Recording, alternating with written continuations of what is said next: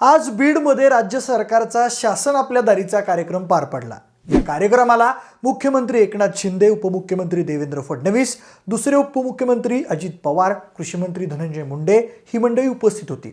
सोबतच या कार्यक्रमाला भाजपच्या नेत्या पंकजा मुंडेही उपस्थित होत्या।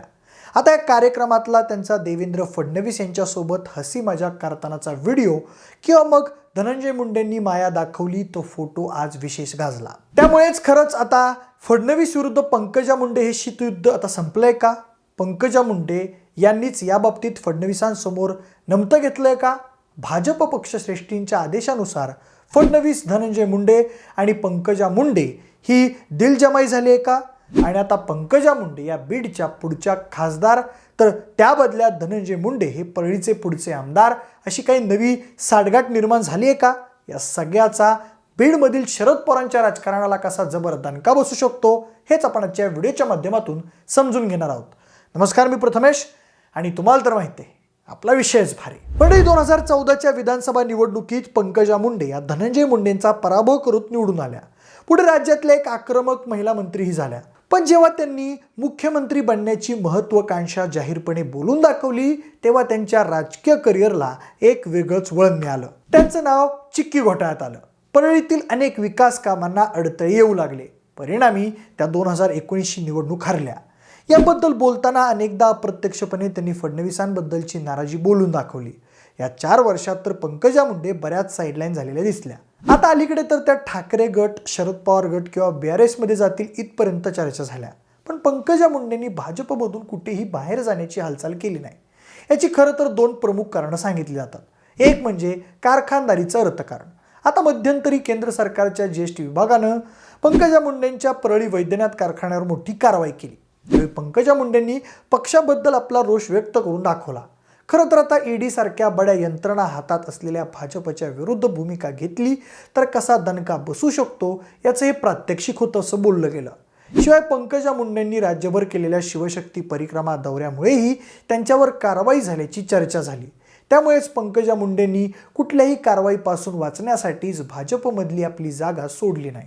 खरं तर मध्यंतरी एकनाथ खडसेंच्या माध्यमातून पंकजा मुंडे शरद पवार गटात जातील असं बोललं गेलं, पण तसं झालं नाही। अगदी अलीकडे अंबड येथे झालेल्या OBC महामोर्चातही त्या उपस्थित राहिल्या नव्हत्या। दुसरा मुद्दा म्हणजे कसल्याही परिस्थितीत पंकजा मुंडेंना गोपीनाथ मुंडेंची लिगसी सोडायची नाहीये। मध्यंतरी पंकजा मुंडे आता भाजप सोडून दुसऱ्या पक्षात जातील अशी चर्चा होती। पण असं केल्यानं ज्या गोपीनाथ मुंडेंनी मराठवाड्यात विशेषतः बीडमध्ये पक्ष वाढवायला मदत केली त्यांची रेडीमेड लिगसी गमावायची भीती पंकजा मुंडेंना असावी। तसंच आज नाही तर पुढे पक्ष कधीतरी दखल घेईलच म्हणून पंकजा मुंडे या वेट अँड वॉचच्या भूमिकेत दिसल्या। आता 2019ला आमदारकीत हार, विधान परिषदेला न मिळालेली संधी यामुळे पंकजा मुंडे नाराज होत्याच। पण मग पक्षश्रेष्ठींनी पंकजा मुंडेंना मध्य प्रदेश सहप्रभारी पद दिलं, पक्षाच्या राष्ट्रीय सचिवपदी बसवलं। आता भाजपनं मध्य प्रदेश जिंकलाय, पण त्याचं एक कारण सांगितलं जातं ते म्हणजे मध्य प्रदेशमध्ये भाजपने वेगवेगळ्या मुख्य नेत्यांना फ्रंटलाईन करून भाजप विरुद्धच्या अँटी इन्कम्बन्सीला प्रो इन्कम्बन्सीमध्ये कन्व्हर्ट केलं। आता या विजयामुळेच भाजप नेतृत्वाचा आत्मविश्वास दुणावलाय आणि म्हणूनच आता महाराष्ट्रातही हा मध्य प्रदेश पॅटर्न राबवण्याच्या भूमिकेत सध्या भाजप पक्ष दिसतोय। त्यामुळेच राज्य पातळीवरील नेत्यांमधील हेवेदावे दूर करून एकत्र येत लोकसभेला सामोरं जायचं प्लॅनिंग पक्ष नेतृत्वाचं दिसतंय। आता म्हणूनच आजचा शासन आपल्या दारी हा कार्यक्रम त्याचंच निमित्त होता। हा खरं तर फडणवीस, पंकजा मुंडे आणि धनंजय मुंडे यांच्या दिलजमाईच्याच प्रेझेंटेशनचा एक प्रकारे कार्यक्रम होता। आता मागे धनंजय मुंडेंना महायुतीतून मंत्रिपद मिळाल्यावर पंकजा मुंडेंनी त्यांचं औक्षण करून सगळ्यांना धक्का दिला होता।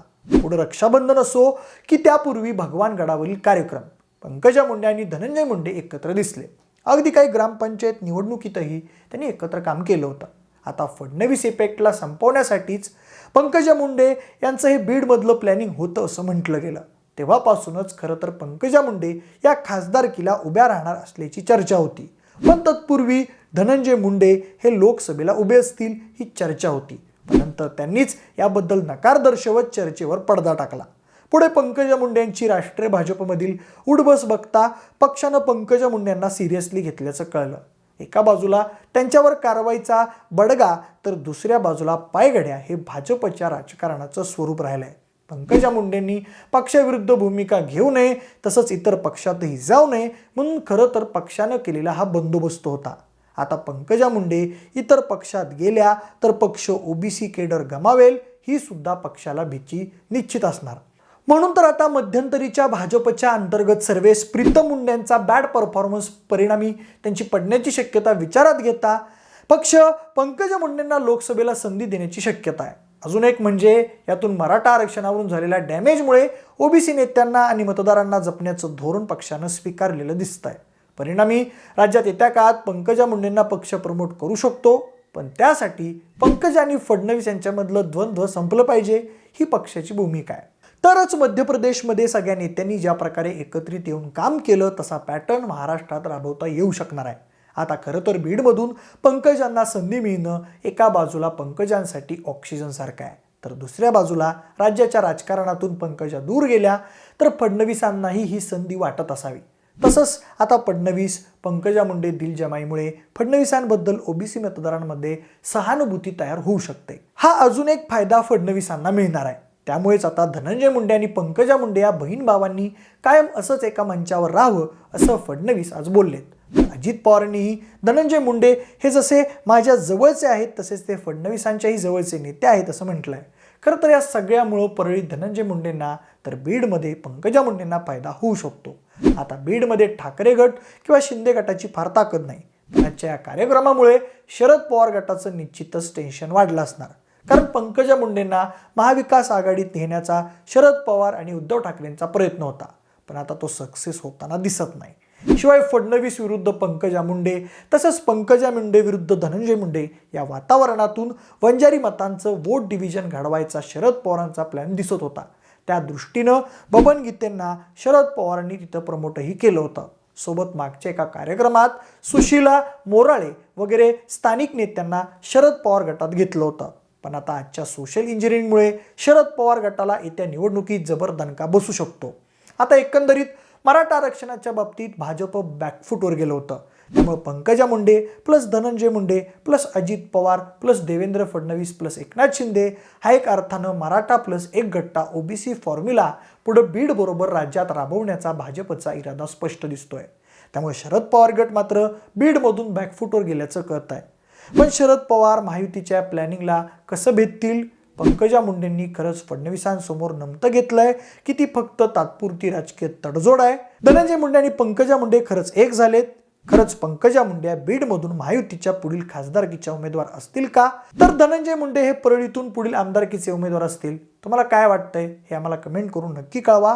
जर हा व्हिडिओ आवडला असेल तर लाईक आणि शेअर करा. सोबतच आपल्या विशेष भरी या यूट्यूब चॅनलला देखील सबस्क्राईब करा. धन्यवाद.